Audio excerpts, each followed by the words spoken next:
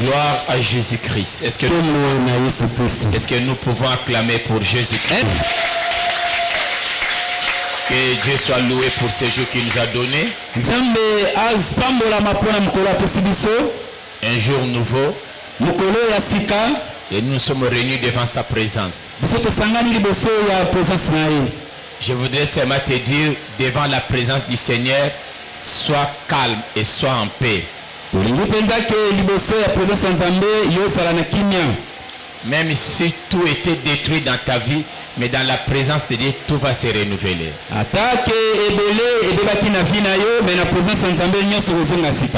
Prions le Seigneur Dieu notre Père. Dieu notre Père assis aux cieux, ton nom est glorieux, élevé au-dessus de toutes les puissances,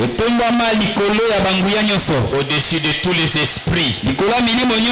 Tu es le Dieu créateur de toutes choses visibles et invisibles. Tu nous as créés à ton image et selon ta ressemblance pour que nous puissions régner et dominer sur terre. Tu as envoyé Jésus-Christ ton Fils pour nous sauver. Parce que nous étions séparés de toi. Et par lui nous avons reçu la vie. Il nous a envoyé le Saint-Esprit qui vit avec nous maintenant. Pour nous communiquer toutes choses venant de toi. Et pour accomplir toutes tes promesses envers nous. Tendre Père, ce matin nous nous sommes réunis nombreux devant ta face. Pour t'écouter. Fais-nous grâce de pouvoir écouter ta parole. Et que la parole de ce matin soit pour nous un verre d'eau froide.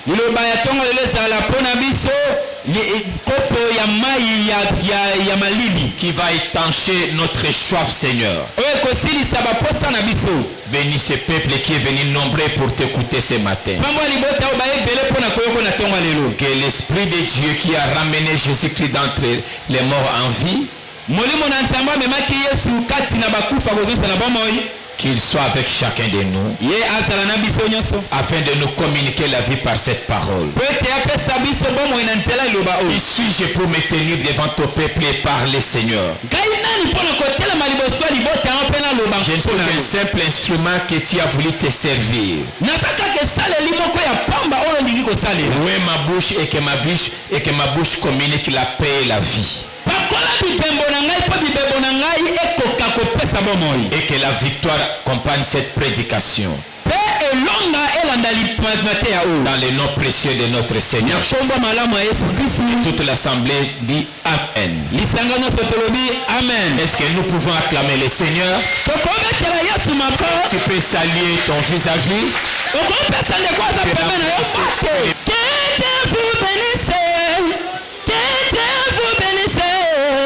Maintenant, asseyons-nous maintenant.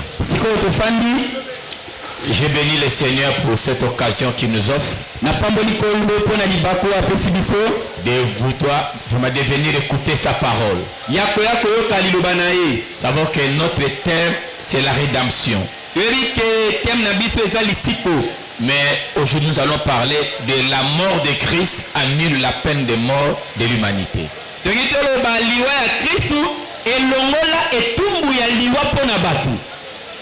C'est ça. La mort de Christ a annulé la peine de mort de l'humanité. L'homme a été condamné à la peine capitale. Il a été condamné à mort. L'homme ne pouvait plus voir la vie. Quand l'homme était séparé de Dieu, tout a basculé dans la vie de l'homme. Quand l'homme était séparé de Dieu, tout était renversé dans la vie de l'homme.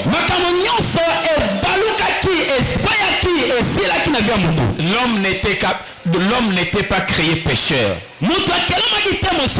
L'homme n'était pas créé malade. L'homme n'était pas créé stérile. L'homme n'a pas été créé pour être vaincu.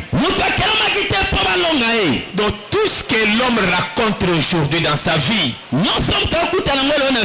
ce n'était pas le destin de Dieu pour l'homme. Donc tout cela est venu à partir de la séparation de l'homme avec Dieu. La souffrance est venue. La mort est entrée. Le souci est venu. La douleur est entrée. La maladie est entrée. La stérilité est là. Tout ce que nous voyons comme mot aujourd'hui est venu à partir de la séparation de l'homme avec Dieu. L'homme a été séparé de Dieu. La souffrance a commencé. L'ennemi a dominé. Mais Dieu, dans son amour, a permis que son fils meure pour annuler cette peine de mort. Acclamons le Seigneur des Seigneurs. Toi qui nous écoutes maintenant et toi qui nous suis maintenant, sache-le que Dieu ne t'a pas programmé à la mort. Dieu t'a programmé à la vie. En écoutant ce message de vie, même si la vie était éloignée de toi, la vie reviendra. Lèvons-nous pour lire la parole du Seigneur. Jean chapitre 1 verset 29. Jean chapitre 1 verset 29. Jean chapitre 1 verset 29. Je lis au nom de Jésus. Le lendemain, il vit Jésus venant à Dieu et il dit: voici l'agneau de Dieu qui ôte le péché du monde. Acclamons la parole du Seigneur. Asseyez-nous. On a envoyé les gens vers Jean-Baptiste. Quand ils ont vu le travail que faisait Jean-Baptiste, ils étaient impressionnés par ce travail. Les principaux ont envoyé les gens vers Jean-Baptiste pour lui demander: est-ce que c'est lui le Christ?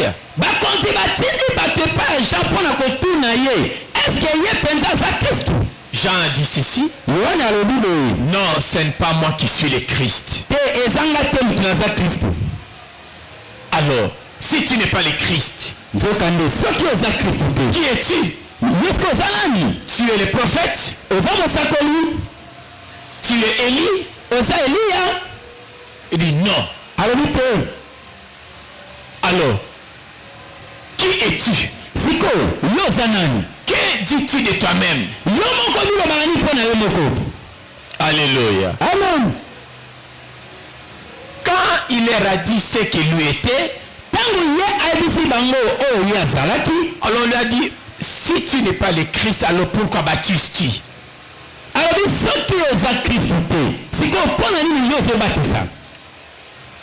Alléluia. Amen. La réponse des gens était claire.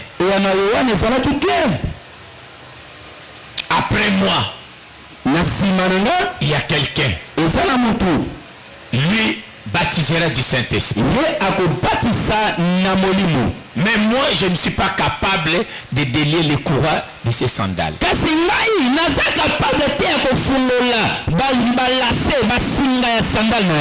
lui qui baptisera du Saint-Esprit. Le lendemain, était avec ses disciples. Jésus aussi passé. Quand il a vu Jésus-Christ, il a présenté Jésus. Il dit: voici l'agneau de Dieu le péché du monde. Jean a présenté Jésus-Christ comme l'agneau de Dieu. Pas l'agneau des hommes, mais l'agneau de Dieu. Il a le rôle d'ôter le péché du monde. Alléluia. Amen. Donc Jésus avait la mission d'ôter le péché du monde. Donc Jean a présenté Jésus comme le sauveur de l'humanité. Ce n'est pas moi Jean qui ôte le péché du monde, mais l'agneau de Dieu. Pourquoi il a présenté Jésus comme l'agneau de Dieu? Dans l'Ancien Testament, pour les sacrifices du péché, on utilisait toujours l'agneau. Et cet agneau-là n'était pas pour ôter le péché, mais c'était pour couvrir seulement les péchés. Et maintenant, Jean décrit que l'agneau de Dieu ne veut pas couvrir les péchés, mais il va ôter les péchés.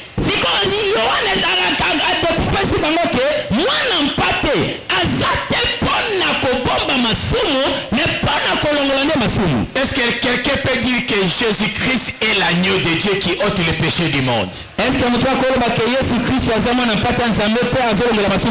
Est-ce que nous pouvons reprendre ça? Jésus-Christ est le Fils et l'agneau de Dieu qui ôte le péché du monde.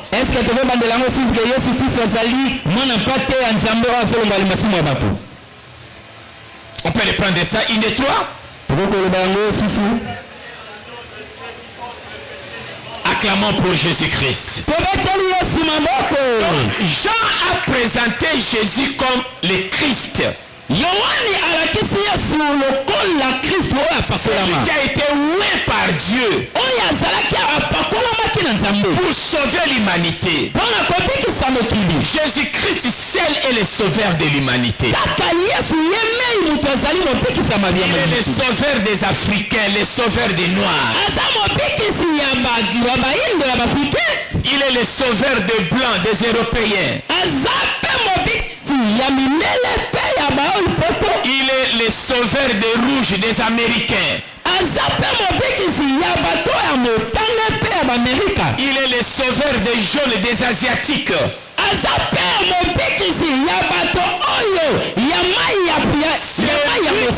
Ôte le péché des Africains.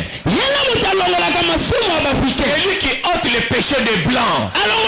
C'est lui qui ôte le péché des Rouges. C'est lui qui ôte le péché des Jaunes. Il s'appelle Jésus-Christ de Nazareth. Comment le Seigneur Jésus-Christ est le seul sauveur de l'humanité. Il a pris sur lui le péché du monde entier. En mourant à la croix, Jésus ôtait le péché du monde entier. Même le péché de tes ancêtres, tes arrière grands-pères. Personne est descendu pour ôter leur péché. Donc en donnant sa vie à la croix, c'était pour ôter le péché du monde entier. Par le sacrifice de sa vie à la croix. Alléluia. Il a subi le châtiment à la croix. Quand tu parles de la croix de Jésus-Christ,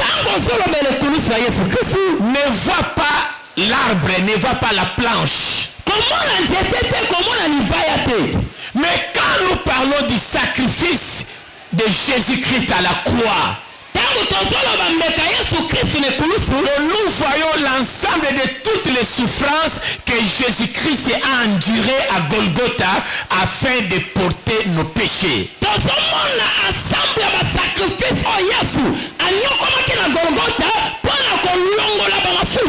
Il a subi les le châtiment de tous les péchés de l'humanité.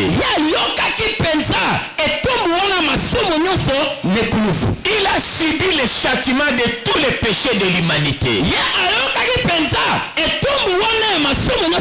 Même le châtiment du péché de tes ancêtres, Jésus a subi ça à la croix. Même le châtiment du péché des noirs, c'est Jésus qui l'a enduré dans son corps à la croix.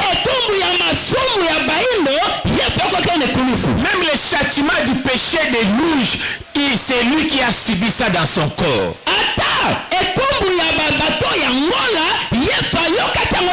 Je t'annonce une bonne nouvelle maintenant. Tu n'auras plus à payer le châtiment de tes péchés devant Dieu.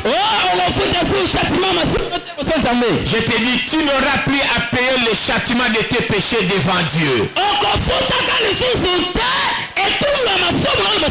Tu es exempté du jugement de Dieu. Tu es exempté du jugement de Dieu. Le jour où tu seras devant la présence de Dieu, il va te juger juste. Il va te juger saint. Il va te juger propre. Il va te juger digne d'entrer dans ce royaume et dans sa présence. Il ne te jugera pas pécheur. Il ne te jugera pas coupable. Parce que Jésus a pris sur lui le châtiment du péché du monde entier. Le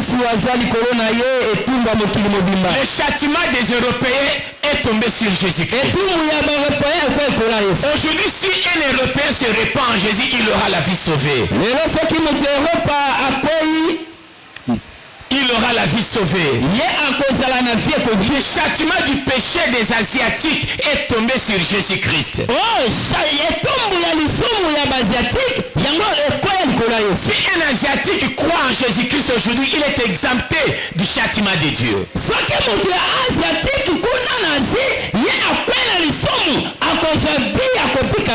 Jésus-Christ a subi le châtiment de tous les péchés de l'humanité.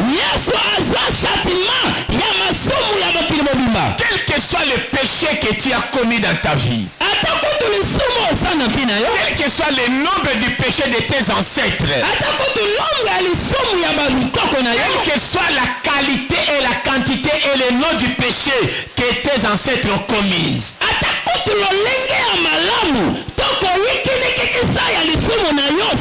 il a payé tous les châtiments.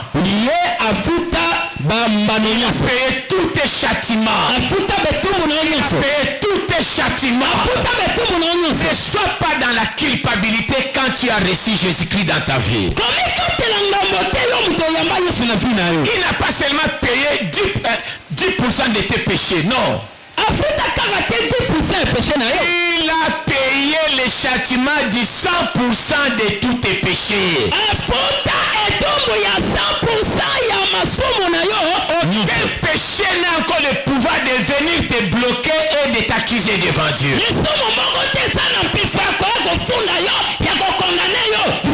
Parce qu'il a payé le châtiment total.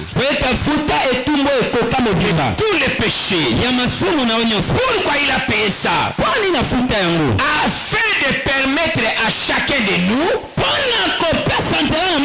d'être totalement racheté et totalement délivré.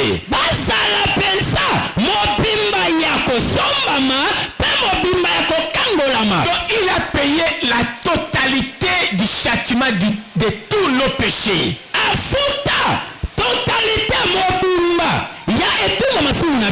Afin de permettre à chaque personne de recevoir les rachats et la délivrance totale.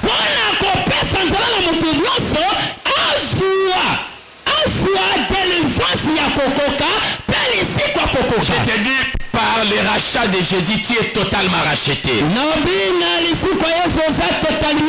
es totalement racheté. Tu es totalement délivré de l'esclavage de la mort.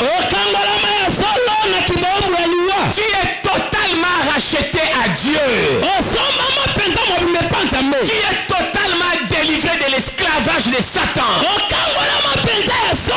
Est-ce que quelqu'un peut acclamer le Seigneur de dans votre pensée et dans votre esprit. Dans votre pensée et dans votre esprit. N'ayez plus les conséquences du châtiment du péché. Dans vos esprits, dans votre pensée, ayez plus la pensée du rachat et de la délivrance de Christ.